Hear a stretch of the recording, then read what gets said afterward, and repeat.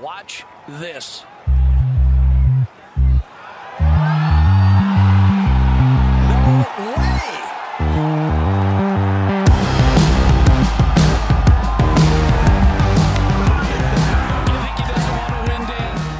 Hello and welcome back to the Cookie Jar Golf Podcast. I am Tom Mills and today I'm joined by Sam Williams. Hello. And Bruce Fitzpatrick. Hello. You keep stuttering on the sir. I do, because it's just a natural thing for me to do. I just feel like saying Sir Bruce Fitzpatrick, but... Sam, a change man. Are we definitely recording this time, yeah? We're definitely recording. That was one time. Once upon a time at the Biscuit Mill. That was what, we went 35, 40 minutes through a podcast and I was like, all right, boys, we've got to do that again. Destroyed my Sunday evening. So how are we doing, gents? Yeah, good as gold, mate. You?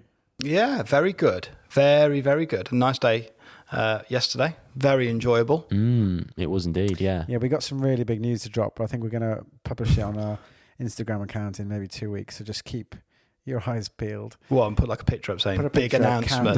Big Make announcement. it really opaque. Or we could just do it now. believe what comes next.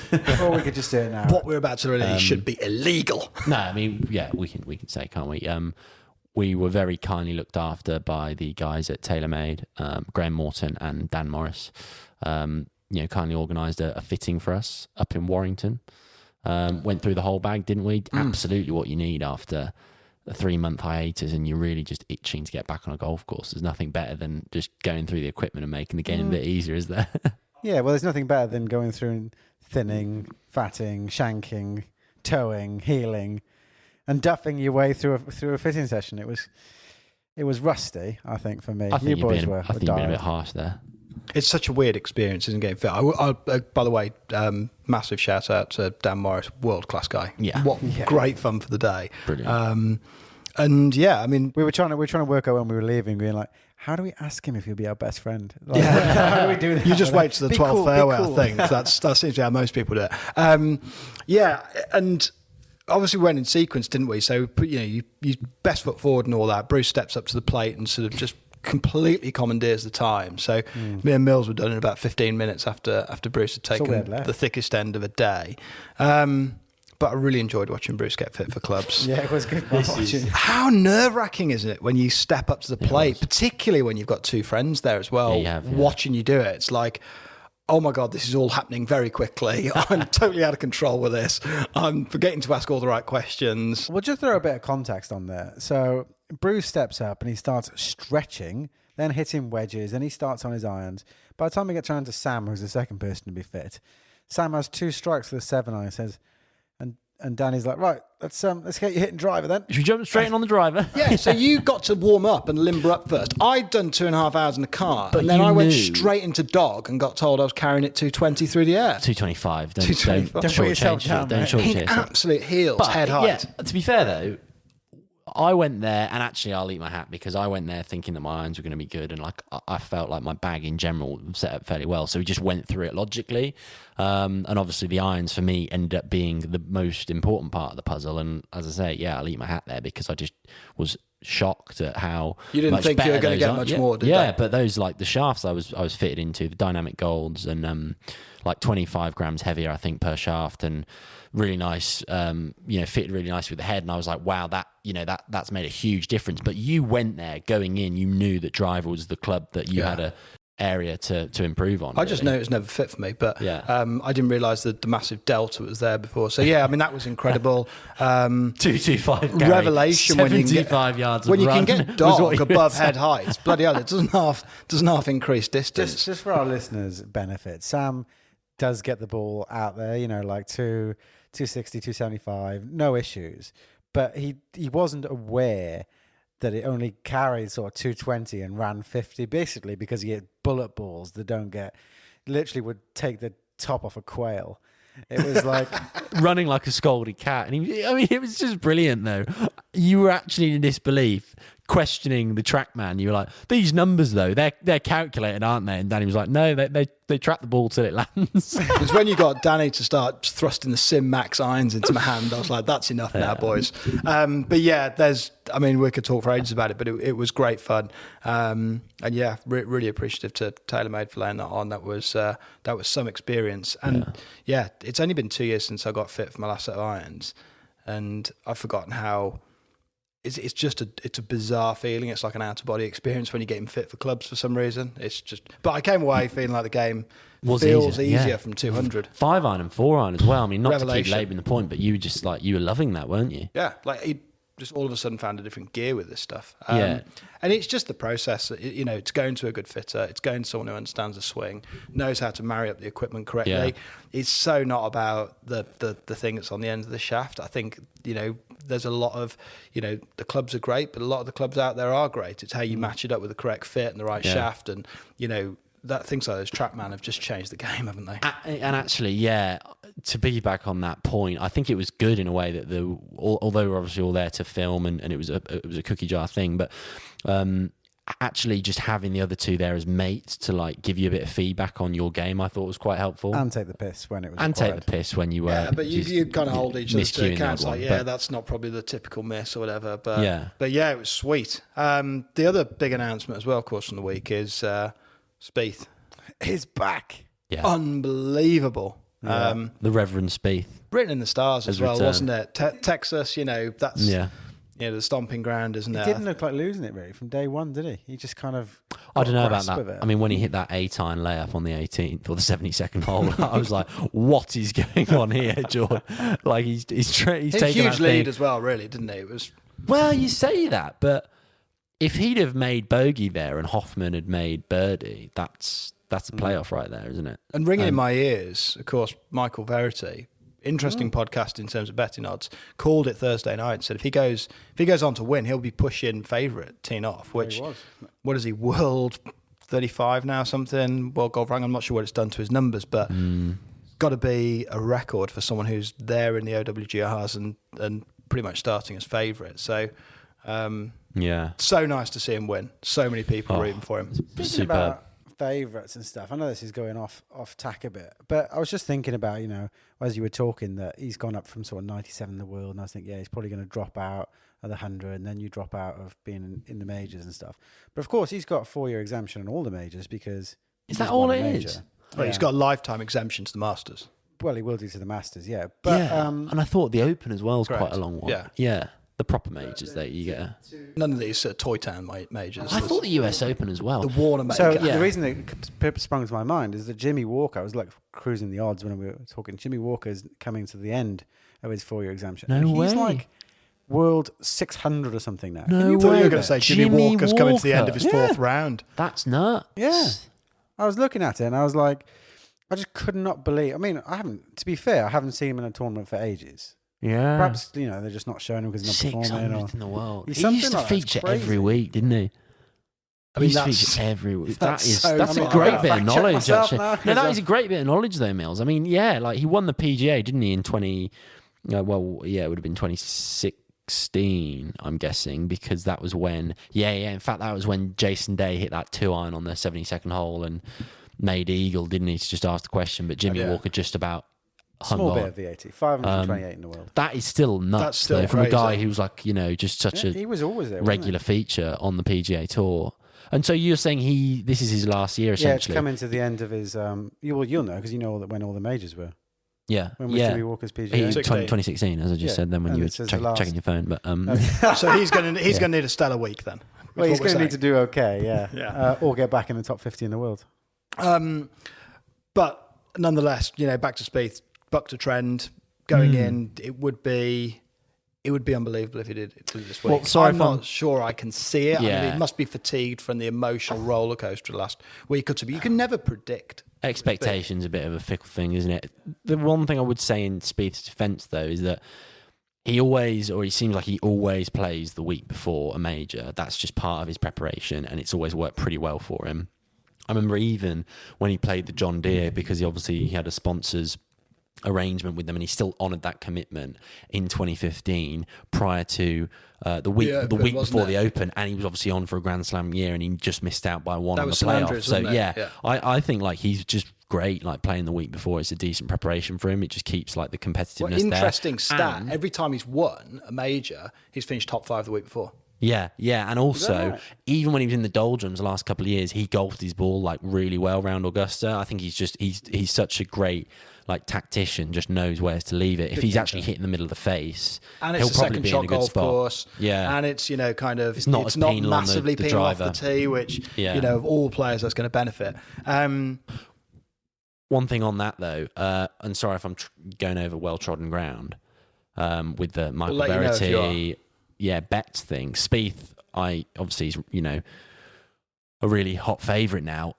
I'm not a big betting man, but you guys must have seen McIlroy. Some of the bets that people are offering on him, like he's plummeted to 65 to 1. No, in a William seen Hill that. one. Have you not seen that? I've not seen or it, 60 but- to 1 or something. but- that's a marketing play. That'll be a That's just a marketing play marketing play, because isn't it? they are Well, they're genuinely As I say, confident I'm not checking that much, but yeah. I mean, like Michael was like, the truth is you can price McIlroy in at 6-7 to 1 because people will still back him. Now you say that, but actually, this would be the ultimate silencing of the critics, wouldn't it? And there is every chance with the talent he's got yeah. that he could just come out and, to use your term, Bruce, lap the field. I think is the. Granted, it would take some doing, but you just don't know, do you? With Rory, I mean, there's a lot of people that want to see it done. I'll be honest, he's not in my picks. But Speaking- he just needs it for the Grand Slam. That's all he needs. You can't see Just it that happening. simple, Mills. Yeah, just that simple. But like, I think that for one of the first times in my memory, this is going to be one of the first times that Rory goes to Augusta with so little pressure on his shoulders. Like every time he goes it, like he's playing well and he's going to win the Grand Slam and he comes in and everyone's looking at him. I don't think anyone's uttered his name. Like no one's put him in contention. And I think it may be that he can come out without the world on his shoulders and just throw in a 71, throw in a 69 and keep building those scores. But it mounts though, doesn't it? It's not a sprint. So it's like he has a good round on Thursday and it's like, oh, good for McIlroy. He has a good round on Friday. Then all of a sudden it's like, oh, the Pressure's Grand on Slam. now. And he has a good round on Saturday. Unless he's like coming from deep and shoots 61 on the final round. I don't know. I don't think he's going to be able to avoid, that pressure that is going to be piled on him. You know what I mean? If he's Well, anywhere we're going to near be podding live on Sunday night, aren't we? When heard the it Masters here goes, first. Is it yeah. on YouTube or something? So, well, no, we are going to be We're podding live. doing an Instagram live. We're going full ANZ. We actually could though. We could do it. Instagram live. Yeah, give us No, your that's thoughts. fair. Instagram live, YouTube live. We are going to Could do we some are going to live. be podding Sunday night, and we will be giddy as kippers if McIlroy shoots 61 on Sunday and wins. I'll tell you that Same. now. Bruce will definitely claim it. Oh yeah, he called it here. It's Heard it here soundbite first. central. Other picks for the week. For what? For winning? Masters. Or Yeah, as I nice say, bets? I'm Well, not I a big think it's betting tough. man. I'm not Yeah. a big betting man, and I tend to go with the policy of betting on people who, I don't necessarily find that endearing. So DeChambeau and Patrick Reed, if they win, obviously you get a nice sort of financial remuneration. And then if someone you actually would like to win wins, then it's like, well, emotionally you've been satisfied there anyway. So You'd be terrible. Bryson looked like he was swinging Yeah. it good this week though on the range from what I saw. Sucking through the he with wasn't the even vortex. watching the ball land. Did He you was notice it? It was just oh, yeah, it was on the slash. Yeah. Right hand just goes up to sort of as like a pitcher to receive the ball from his caddy, straight back down. He's put the ball and the tee peg in the ground before the one that he's just hit has Well, in an landed. apex Hasn't at even- that point. But is he- it's like watching you boys pushing tin. It's just rep on rep on rep. I haven't had my ear to the ground as much as usual. Just giddy as a kipper with the TaylorMade stuff. Has he been claiming it's a par 58 for him this week? Or I think is he's he- I think he's laid off some of that chat he? now. I think he's just letting sort of 210 mile an hour ball speeds that do the talking on the range. Did he get Did you see 210? VJ? He was stood almost. It was almost having a piggyback off Bryson, just leaning against a sort of a Well, drive. he might drive behind him and get in his slipstream. He was just sat there, just like, oh my god. Yeah. It looked painful watching it. Actually. In fact, I don't want to harp back to this, but when we were doing the fitting and we were looking at the ball speeds and stuff, we were consciously saying. So I mean, I'm not ashamed. I was like 98 mile an hour driver speed, which I commented. Shame it's not three digits, but it's a pretty it was normal. cold. And it was cold. It gets you like that, but yeah. Well, it gets you what 240, 250 with a driver. When you get a bit of run out, whatever. Sam's 10, Downwind. 106 or something like that. Bruce is sort of up near 117. And even that is nowhere near. We were Well, we worked it out, didn't we? What's Bryson at, if you're getting it out there, 200 ball speed, you're at the circle. I fucking wish I was getting 200 mile an hour ball speed. Not you personally. If you're getting 200 mile an hour ball speed, you're delivering the club. You need to be. So I think 189 ball speed works out at like 127, 128 miles an hour. So you've got to be north of 130. So realistically, you've got to be pushing like 135. I would say that to be getting north of 200, maybe insane, more than that. Maybe it is close to 140 mile an hour club speed. I mean, that'll help, though, won't it? Let's be honest. So if he can keep it on the straight and narrow... But that's the issue, and the other thing they're talking a huge amount about is obviously the firm and fast. I was very lucky I got an invite to like a Q&A thing last night, and tell you boys, with Paul McGinley. So someone laid on this little thing, which was quite cool. He's there. He was just waxing on. He's out in Augusta this week talking about how firm lives the out in condition. America, that's why he's able to do the coverage out there. Oh, right. So... talking a lot about the firmness, it's rock hard. So I think it really brings people like Fitzpatrick into the mix. People like Webb Simpson, not to be, I know you not discount him. Well, I don't discount him. I say he's got an ugly swing. Yeah, but there's a lot of people out there I'm not a fan of their swings, and it's obviously they. And it's broad, isn't it? Broad field in terms of like the depth and the quality of the players. I think it could be absolutely fascinating. And still got Michael Verity's words ringing in my ears again. People like Corey Connors, people like Tony Finau, Zalatoris, these players who are just in there week in, week out. Wouldn't that be who could make a real play for each way? A massive middle finger up to the world though if Tony Finau won at the Masters, more like where some people saying he's not going to win and he goes and win on the biggest stage. And that's exactly what I think someone like Tony Finau could do, because he's playing probably some of the best golf out there.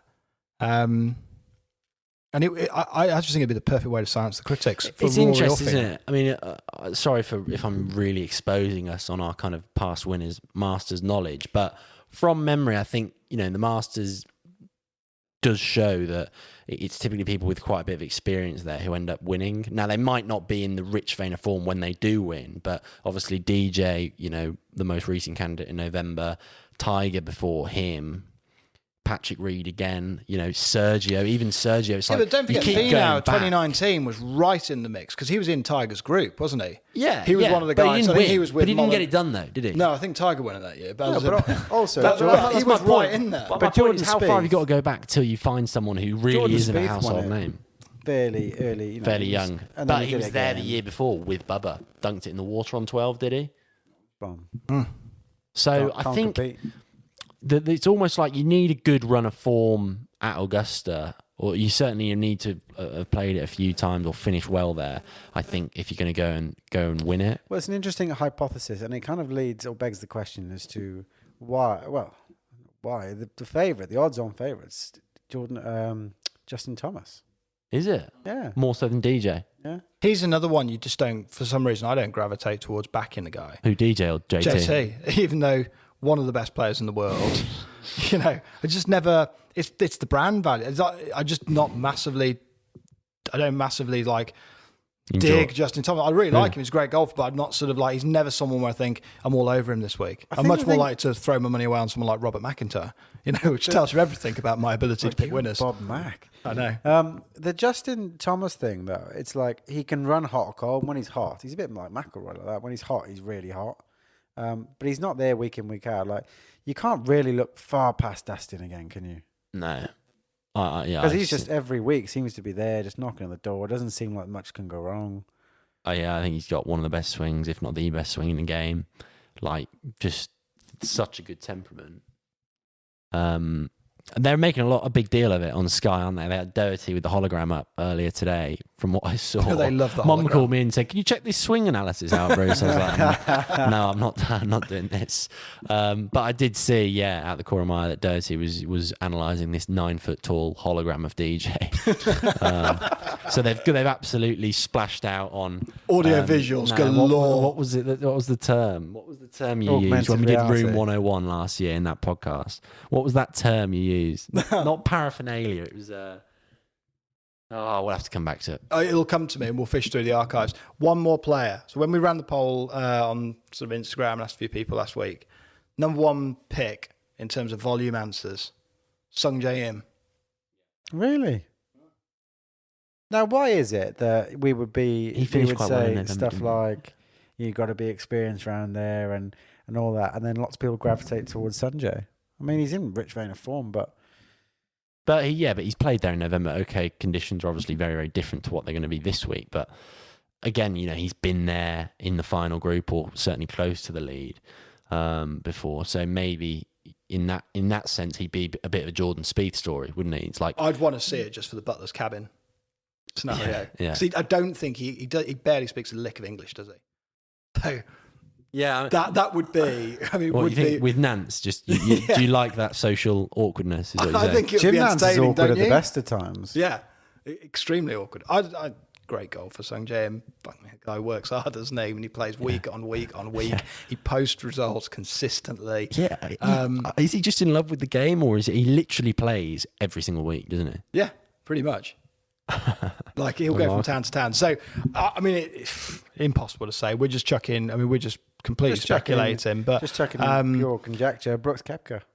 Yeah, he's so not he even would be playing, right is in my camp of some of the people I wouldn't expect to place well. Him and Rahm. Rahm's out of it at the moment. Do you think?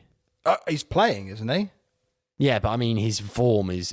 And he's had a kid like 5 days ago. I didn't. Sorry, again, I'm just really making it abundantly clear how poorly informed I are. Is Koepka playing? Yeah. This is his first event back though, after his fifth knee surgery or whatever. And he proposed to his girlfriend, long-time girlfriend, last week. And didn't plug any products as part of that either. When you search Brooks Koepka, He didn't do a little Michelin. There was no Your product favourite beer or placement in whatever. the engagement photo, which was good. It was just about their special moment. That did you not see it? No, they were just dripping in Nike. Well, it was absolutely dripping in the stuff. Was it Nike? Red? Was your favourite beer on hand as well? The what was it? The Michelob Extra. Michelob Ultras. Michelob. We've gone for Michelin Extra. What the hell are you on?